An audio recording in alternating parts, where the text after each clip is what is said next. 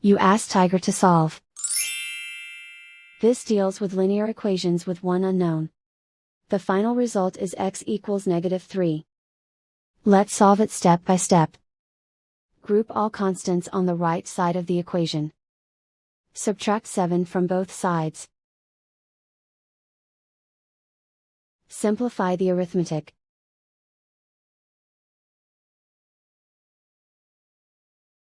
Isolate the x. Multiply both sides by inverse fraction 3/2. Group like terms.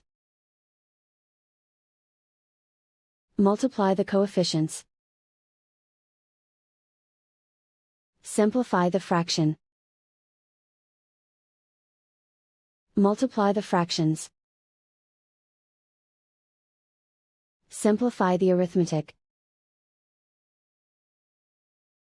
And so the final result is x equals -3.